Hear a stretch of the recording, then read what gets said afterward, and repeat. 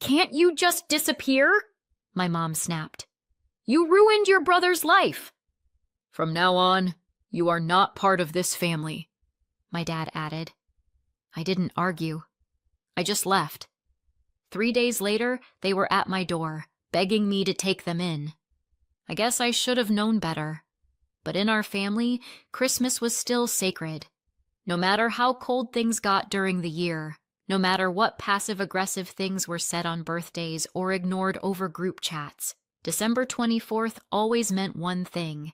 We gathered, we smiled, we ate too much honey-glazed ham, and we played nice.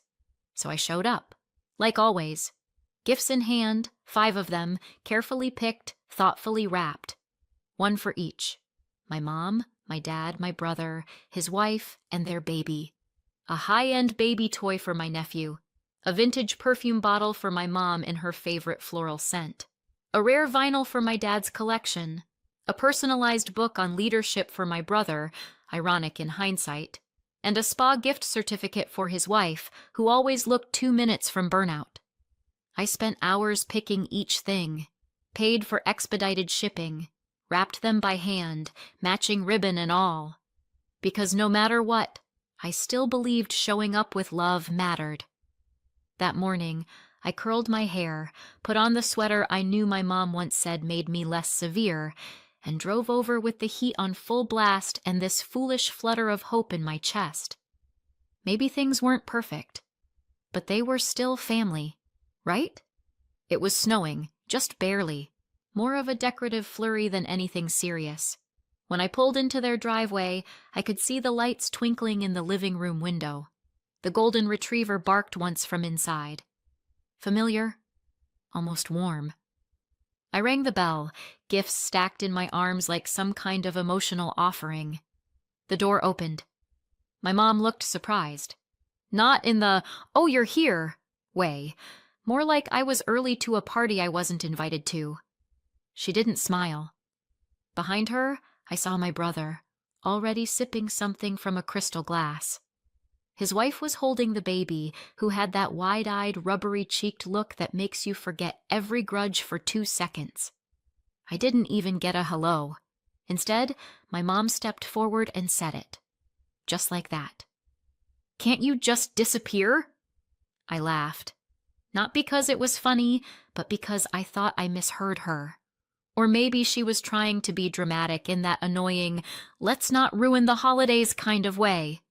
"What? You ruined your brother's life!" she snapped, voice louder now, slicing through the doorway like it had been waiting all year to get out. She gestured back toward him like he was a monument. "Do you even understand what you've done? What this year has cost him?" Before I could respond, my dad appeared behind them, arms crossed like some angry mall security guard. And then came the line. "From now on, you are not part of this family." It was rehearsed. Too clean. He must have said it out loud to himself a dozen times before today, waiting for the moment to deliver it. And it landed. Hard. I didn't say a word. Not because I was being stoic or noble or brave. I didn't say anything because I couldn't speak. My hands were still full. I stood there with 5 carefully wrapped gifts and nowhere to set them down. My stomach clenched so tightly it felt like I'd swallowed a fist. I thought of the baby toy, the soft blue wrapping paper, the handwritten tag. I thought of how I'd been here every year since I was born, of how I used to sit by the fireplace and help hang stockings, of the time I accidentally spilled cranberry sauce all over the white tablecloth and cried for an hour, and my dad just laughed and told me it was the most color that table had ever seen. But now I was a stranger with gifts they didn't want. So I nodded, not out of agreement, but because I needed to move, to breathe. I turned around, walked back to my car, placed the gifts gently in the back seat, and drove away without looking in the rearview mirror. That night, I didn't eat dinner. I just sat on the floor of my apartment with a mug of tea that went cold in my hands and the sound of someone else's holiday joy leaking through my walls. I didn't cry. I wanted to. God, I wanted to, but something inside me had snapped. Quietly, like a thread you didn't know was holding everything together. That was the night I realized something important. Sometimes the worst betrayal doesn't come from enemies. It comes from the people who once taught you how to wrap a present, who signed their names next to yours on a holiday card, who raised you to believe love meant showing up until they decided it didn't. And here's the part I still can't believe. I meant it. I didn't argue. I didn't defend myself. I just left. Because something in me knew this wasn't the beginning of the end. It was just the beginning. When I was little, I used to think my parents had two sets of eyes. One for my brother Noah, bright, proud, always searching for reasons to cheer, and one for me, squinting, distant, like they were still trying to figure out what exactly I was supposed to be. I wasn't loud. I wasn't messy. I didn't crash bikes or climb on counters or need rescuing from anything. I was the quiet kid, always off to the side with a book or a project, trying not to ask for too much. Noah, on the other hand, was the center of the room before he even walked into it. The kind of child people called a handful with a laugh. He was charming, reckless, and could talk his way out of just about anything. My mom called him her sunshine boy. My dad used to say, "That one's got spark." Me? I think they forgot I was in the room half the time. The pattern didn't change as we grew up. It just got more expensive. Noah dropped out of college twice, switched majors more times than I can count. Every time my parents acted like it was a thoughtful life pivot. "He's just exploring his options," they'd say. "At least he's not giving up." When I graduated early and got my first real job, my mom's response was, "You should really wear more color." "You always look so serious in black," I used to tell myself it didn't matter. That being good wasn't supposed to come with applause. But it wears you down after a while, being invisible until someone needs something. And they always needed something. Still, I kept my head down and built a life. I worked hard, saved money, and eventually helped start a small company with a few close friends. We were building something that helped law firms sort through all their paperwork faster, boring, behind-the-scenes stuff, nothing flashy, but it worked. My parents never asked what I did. They just said, "She's good with computers." Like I was a remote they didn't know how to program. Then Noah's wife got pregnant. Suddenly, everything became urgent. "He's ready to settle down now. He just needs something stable. Maybe you could help." What they meant was, give him a job. So I did. It was supposed to be a short internship, just a few weeks of shadowing.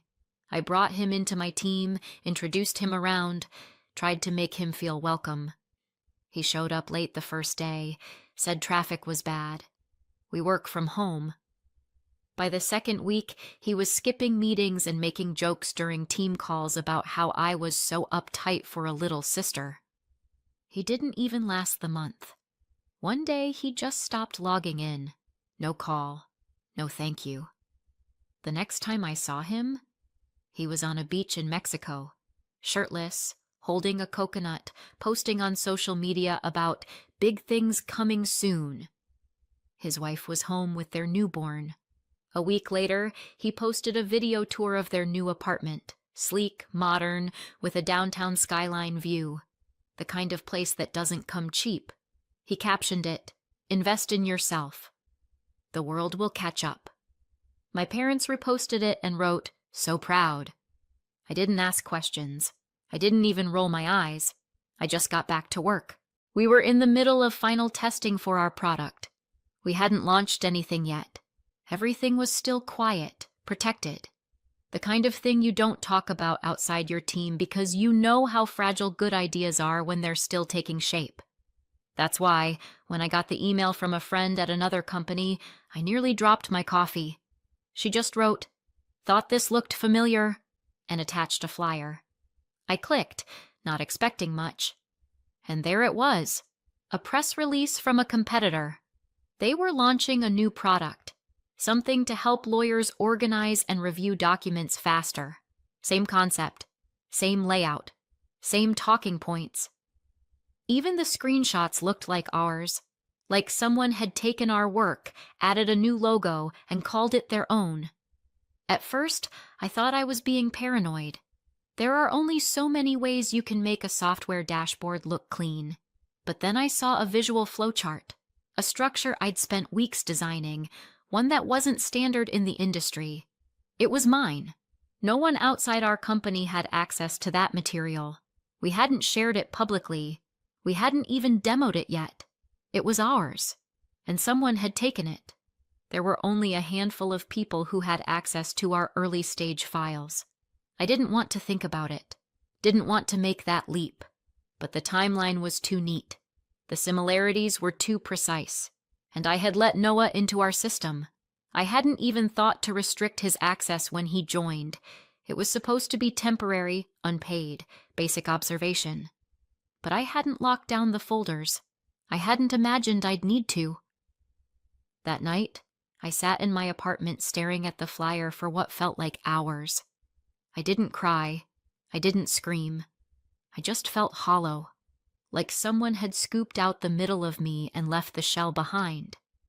I wanted to believe it was a coincidence, that I was jumping to conclusions, that there was some other explanation.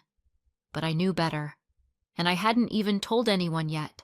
Not Grandpa, not my friends, not even myself out loud. It was December 23rd. I was supposed to leave for Christmas Eve dinner in the morning. I'd already wrapped the presents, one for each of them, including a soft toy for Noah's baby that I'd ordered months ago, back when I still believed I was part of this family. I looked at the box sitting by the door and wondered if I'd still go, because part of me, the part that had always kept showing up, still wanted to believe I was wrong. That maybe this time I'd walk into a house where I wouldn't have to earn my place. That maybe they'd finally see me. By the time I showed up for Christmas, I hadn't seen any proof. Not the receipts, not the emails, not the confirmation that my brother had taken something from me and sold it like it was his to give. But I'd asked our company lawyer to look into it. Quietly, just in case. Turns out, just in case was about to blow up my entire holiday. What I didn't know that morning, gift bags clutched in my hands, snow slushing up the back of my boots, was that our lawyer had already reached out to the competitor. Just a polite legal heads up, nothing nuclear. Yet. But it didn't stay polite for long. Because the competitor, as it turns out, took intellectual property theft pretty seriously. They'd reached out to Noah, and Noah, being Noah, didn't call to come clean. He ran to our parents first, wailing about how I was trying to ruin him, how I'd always been jealous, how I'd hacked his business plans and turned it into a legal mess. So when I showed up with hand-picked gifts, real ones, not re-gifted candles or Amazon gift cards, I walked into a storm that had been brewing behind my back. "Can't you just disappear?" my mom snapped before I even got both boots off. And my dad, bless his consistently spineless heart, added, "From now on, you are not part of this family." I didn't say a word, just turned, walked back to the car, and drove off with the presents still in the trunk. I ate dinner alone that night, leftover pad thai and a glass of wine. The wine was okay. The pad thai, not so much. 3 days later, the confirmation came in like a slow-motion car crash. Our lawyer called and didn't even try to soften the blow. "Yes, Eliana." He downloaded everything. Source code, internal notes, diagrams, some of it watermarked. He sold the entire package to a competitor for $350,000. I said nothing. She kept talking. He claimed he developed it himself and hired a freelance team to build it. What he didn't know, of course, is that your product is patented. "In your name," she paused. "They're shutting down the project." Effective immediately. And they're furious. They want their money back. Plus damages. I thanked her and hung up. Then I sat on the floor of my tiny apartment and stared at the wall for about 10 minutes. I don't remember breathing. Noah had stolen from me. But worse than that, he'd dragged my name through the dirt to cover it, and our parents had bought it. When the phone rang again, I already knew who it was. Mom.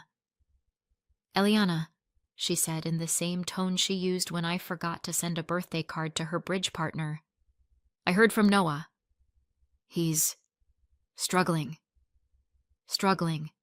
That was the word she used. Not stealing. Not lying. Struggling. "You need to understand," she continued. "He was under pressure. With the baby, the rent, trying to build a future for his family." I almost laughed. I didn't. "And you went and made things worse," she said. "You should have come to us instead of involving lawyers." I blinked. "You mean instead of protecting the thing I spent years building?" I said calmly. "That's not the point," she snapped. "You always do this." "You make everything about you." I hung up, not in a rage, not for drama, just hung up, like ending a bad movie halfway through. And then I stopped everything. The monthly payments I'd been sending them to help with their mortgage? Gone. The quiet Venmo transfers to Noah when he'd claim his card got blocked again? Done. I didn't send a letter. I didn't make a speech. I just stopped. There's a certain silence that settles in after you stop trying to earn people's love. Not the peaceful kind. Not at first. It's the kind that rattles, like a fridge that's just lost power. The quiet reminds you of how loud everything used to be. I let the quiet stay, and I got back to work. Here is part 4, the final chapter of Eliana's story. It delivers the emotional closure, the consequences, and the quiet strength she's carried all along. The betrayal deepens, but so does her peace.